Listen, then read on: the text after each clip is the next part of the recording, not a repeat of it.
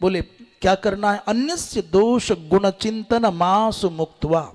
अन्यस्य माने इस, मैं चाहूंगा कि यदि आपने पूरी कथा नहीं सुनी और केवल इस उपदेशक क्रम की ये पंक्ति समझ ली और इस पंक्ति के भावों को जीवन में उतार लिया, तो जाओ आपने सारे जीवन की सारी कथाएं सुन ली।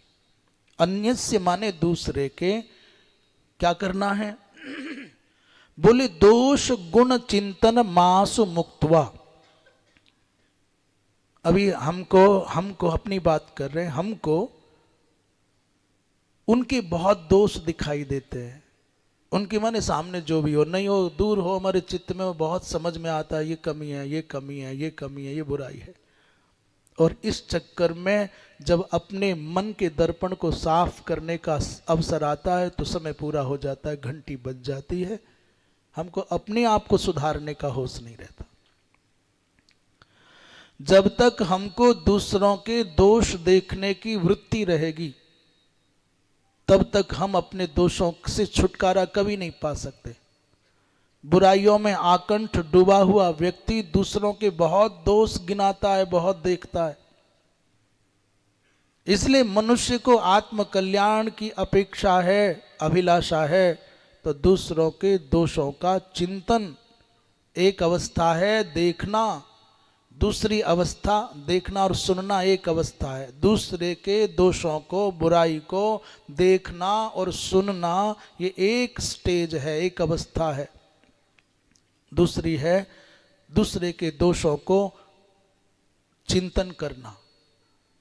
तो पहले दर्शन करना, श्रवण करना, ये पहली कक्षा, माने ये दो चेला हैं। हमारे जीवन को संवारने में भी इन दोनों का बहुत योगदान है और बिगाड़ने भी इन दोनों का योगदान। ये आंख और कान दोनों के दोनों जासूस हैं। मैंने सुना है, मैंने देखा है, ये आके बताते हैं और तब जीभ चलती है, हाँ हाँ मैंने सुना है, मैंने देखा है।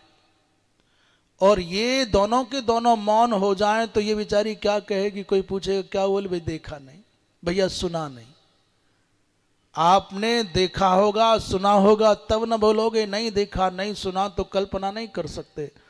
इसलिए दूसरे के दोषों को सुनना और देखना पहली अवस्था, दूसरी अवस्था चिंतन करना और तीसरी अवस्था है उनकी चर्चा करना।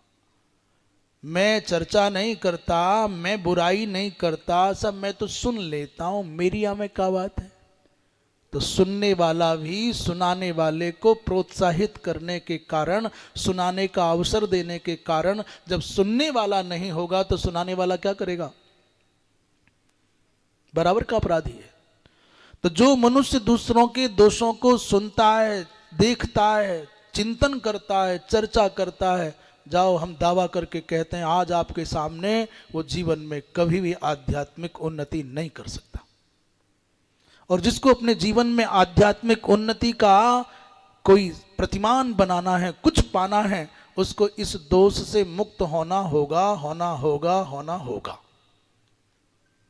इसलिए अन्यस्य दोष गुण चिंतन मासु मुक्त्वा सेवा कथा रसमहो नितराम पिबत्वम। बोले ये बात तो समझ में आ गई जी, दूसरे के दोष नहीं देखना चाहिए, नहीं सुनना चाहिए, नहीं चिंतन करना चाहिए, नहीं चर्चा करना चाहिए। पर गुण क्या? दूसरे के गुणों को देखने में, दूसरे के गुणों को सुनने में, दूसरे के गुणों का चिंतन करने में, दूसरों के गुणों की चर्चा करने में क्या बुराई है?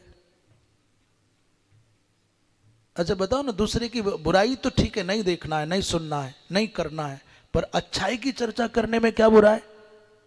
अच्छाई देखना तो अच्छा होता है, किसी के गुण देखें तो अच्छी बात है।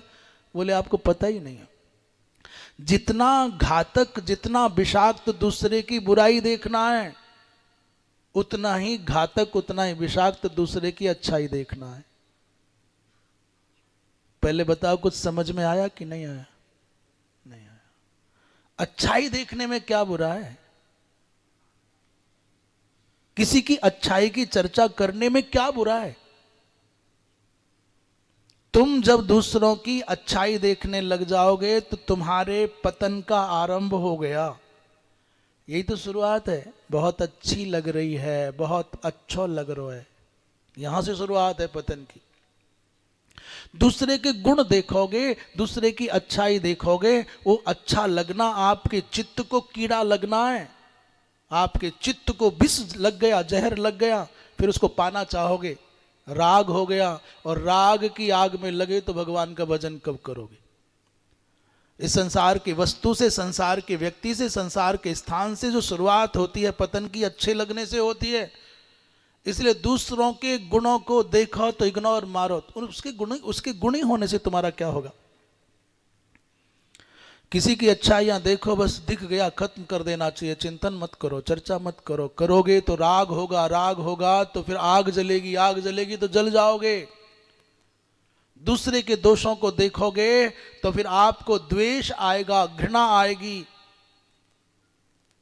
और दूसरे की अच्छाइयों को देखोगे तो प्रेम आएगा, प्रेम के नाम पर राग आएगा, वासना आएगी, तो मर जाओगे, दोनों ओर से जलोगे।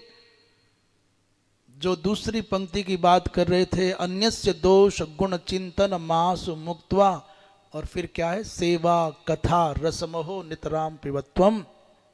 यदि आप दूसरे के दोष देखोगे तो सेवा न कर पाओगे, दूसरे के गुण देखोगे तो कथा न सुन पाओगे। आपके जीवन में कथा चरितार्थ हो, घटित हो, तो दूसरे संसार के प्राणियों की अच्छाइयों में मत अटक जाना, भगवान की अच्छाइयों से जुड़ जाना।